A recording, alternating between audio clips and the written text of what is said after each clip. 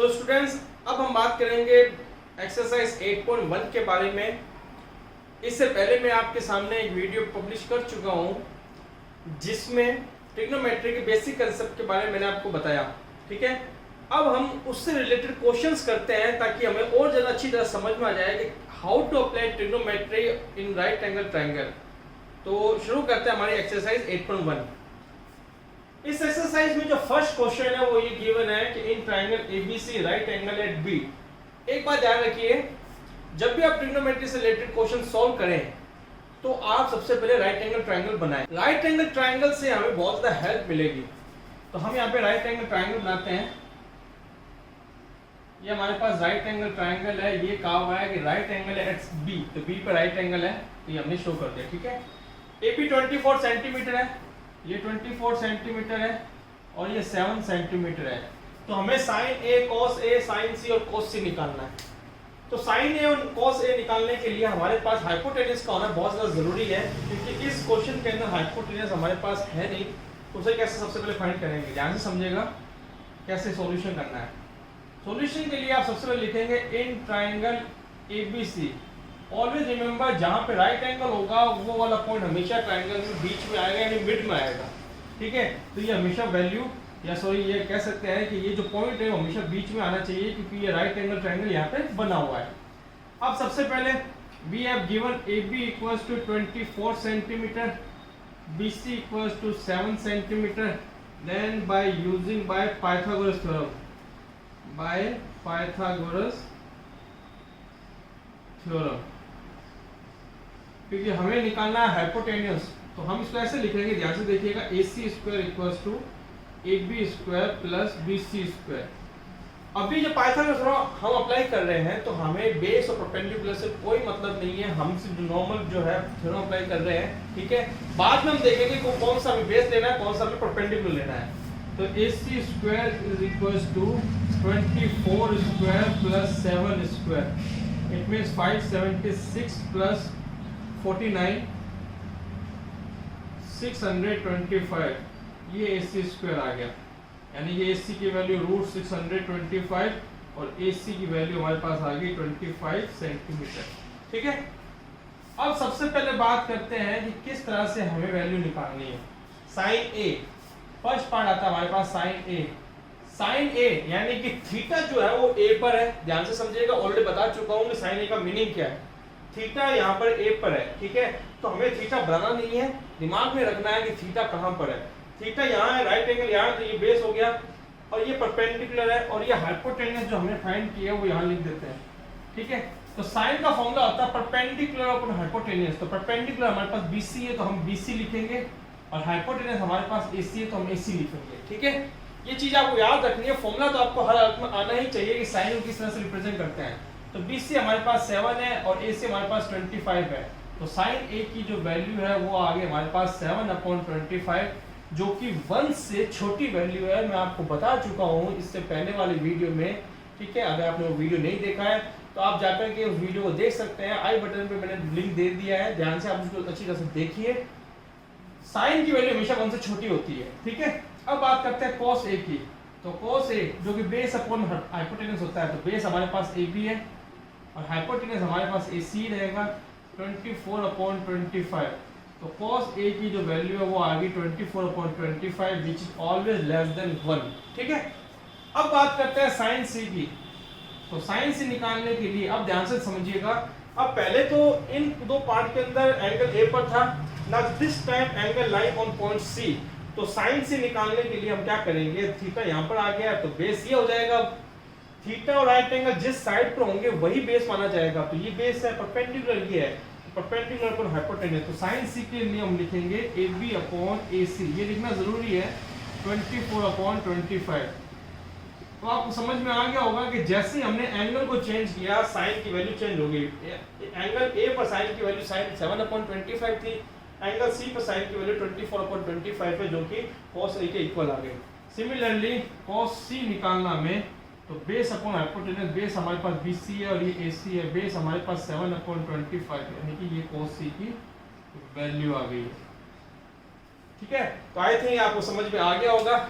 ये बेसिक चीजें हैं इसी से आपको, ये शुरुआत है ट्रिग्नोमेट्री की, इसी से आपको आगे के क्वेश्चन अच्छी तरह से आ पाएंगे।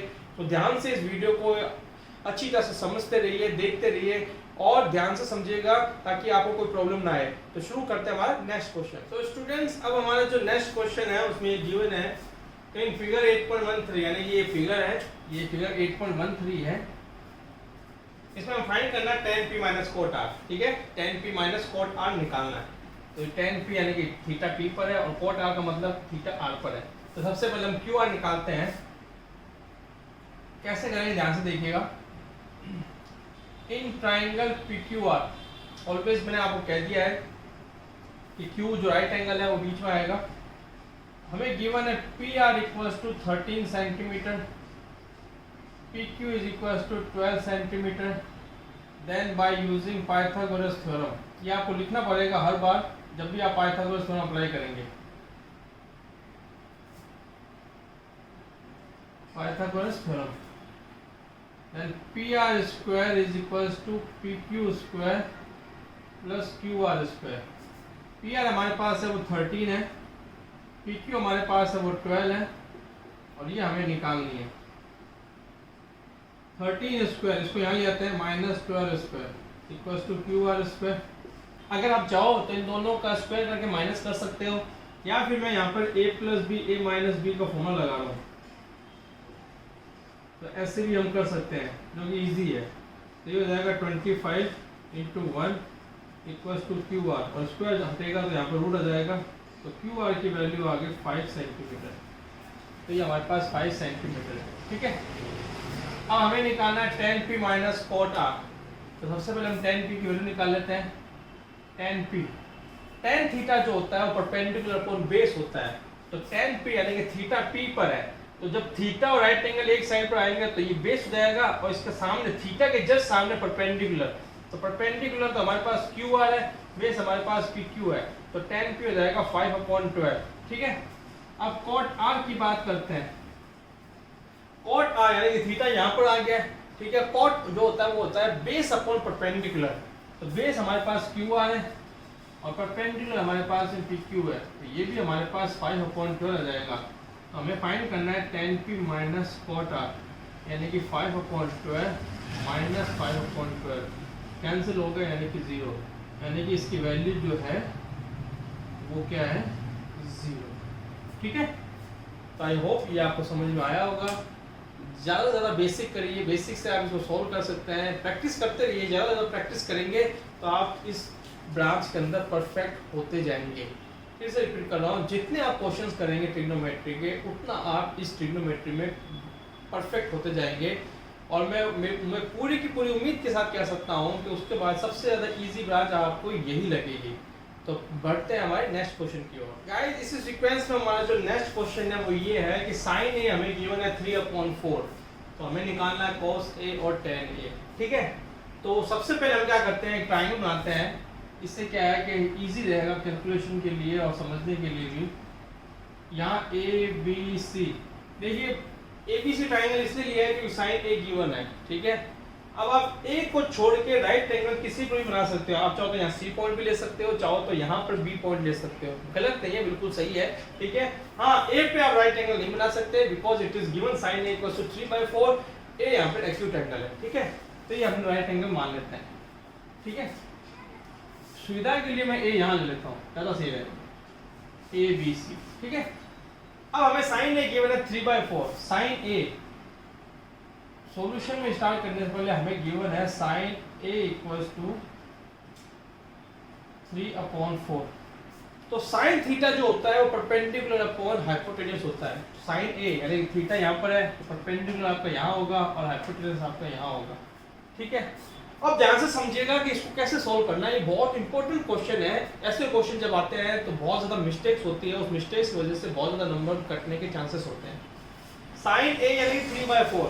अब जो पहले जो दो क्वेश्चन हमने सॉल्व किए वहां पे साइड की कोई ना कोई मेजरमेंट गिवन होती है, यानी कि साइड जो है वो किसी सेंटीमीटर मीटर में गिवन थी हमें। यहाँ पे ना साइड हमें मीटर में गिवन है ना सेंटीमीटर में गिवन है, इवन यहाँ पे कोई यूनिट गिवन ही नहीं है। तो हम क्या करेंगे, अब ये एक ट्रिग्नोमेट्री रेशियो है, तो रेशियो को हम किस तरह से सॉल्व करते हैं ध्यान से समझिएगा। जैसे सपोज करिए कि हमारे पास रेक्टेंगल की लेंथ एंड ब्रेथ इनका रेशियो गिवन है, लेंथ और ब्रेथ का रेशियो गिवन है 3:4। हम इनको एज्यूम करते थे 3x एंड 4x, हम इनको इस तरह से एज्यूम करते थे। x यहाँ पे कांस्टेंट वैल्यू होती थी, ठीक है, जो x है यहाँ पे कांस्टेंट वैल्यू है। हमने इसको ऐसा एज्यूम क्यों किया, क्योंकि रेशियो में गिवन है, रेशियो सबसे ज्यादा सिंपल फॉर्म होती है, ratio is the simplest form to represent any number और एनी फ्रैक्शन, ठीक है, तो ये सबसे सिंपल फॉर्म होती है। इसकी जगह हम ये भी लिख सकते थे 15/20, ठीक है, ये भी सही है। इसकी जगह हम ये भी लिख सकते थे 18/24, क्योंकि ये सब के सब एक जैसे ही है, क्योंकि जब हम इनको रिड्यूस करेंगे देन वी विल गेट 3/4, ठीक है।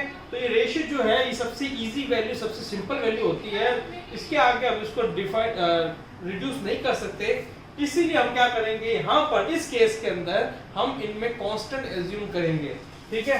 तो कांस्टेंट किस तरह से एज्यूम करेंगे, ध्यान से देखिएगा। हम सबसे पहले क्या, हमारे पास साइड गिवन है, ठीक है, तो हम लेंगे in triangle ABC let AC be 4K। यहाँ पे कांस्टेंट K है, K को आपको कांस्टेंट एज्यूम करना है, X एज्यूम कर सकते हो, लेकिन हम क्या NCERT के अकॉर्डिंग चलेंगे, हम यहाँ K एज्यूम करेंगे, ठीक है। एंड CB B 3K, ठीक है, और यहाँ लिख देंगे where K is constant.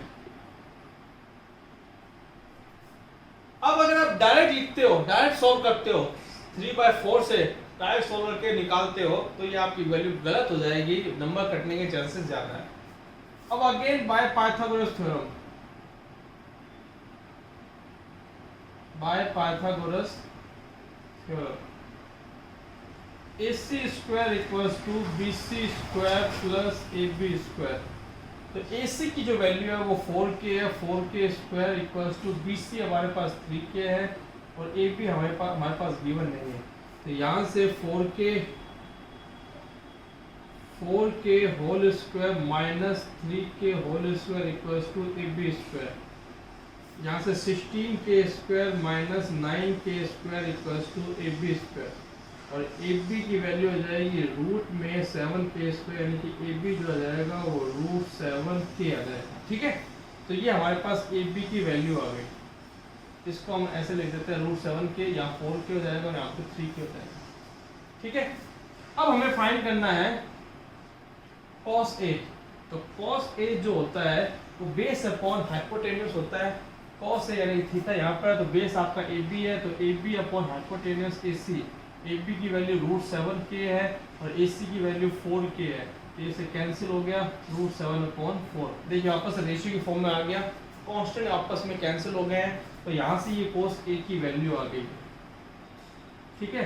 Similarly tan A होता है परपेंडिकुलर अपॉन बेस, तो A थीटा यहाँ पर है, तो इससे सामने वाली साइड जो है वो परपेंडिकुलर है, बेस आपके पास AB है, तो 3K upon root 7K cancel, तो tan A जो आ जाएगा वो 3/√7 आ गया, ठीक है। एक बात हमेशा याद रखिएगा, आपको कांस्टेंट कब एज्यूम करना है, जब आपको कोई यूनिट गिवन नहीं है। अगर वहां यूनिट गिवन है तो कांस्टेंट मानोगे तो गलत हो जाएगा, हाँ अगर यूनिट गिवन नहीं है और कांस्टेंट एज्यूम नहीं करोगे तो भी नंबर कटने के चांसेस ज्यादा है अकॉर्डिंग टू 10th क्लास, ठीक है। तो फाइनली आंसर तो वही आना है, लेकिन हमें तरीके से करना, स्टेप बाय स्टेप करना है, क्योंकि बोर्ड का पेपर देना है हमें, तो इसलिए 10th क्लास है, तो इस 10th क्लास के स्टेप बाय स्टेप हम एक ही चीज़ को सॉल्व करेंगे। हम बड़ी हायर क्लास के क्वेश्चन सॉल्व नहीं कर रहे हैं, हायर क्लास के अंदर हम इसको डायरेक्टली सॉल्व कर सकते हैं, गलत नहीं है, लेकिन अकॉर्डिंग टू 10th क्लास हमें कांस्टेंट एज्यूम करना पड़ेगा।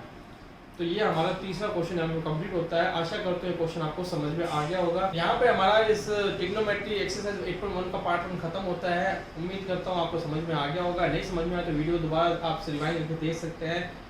फिर से आपके सामने हाजिर होंगे पार्ट 2 को लेकर। तब तक के लिए thank you, keep watching and keep supporting us.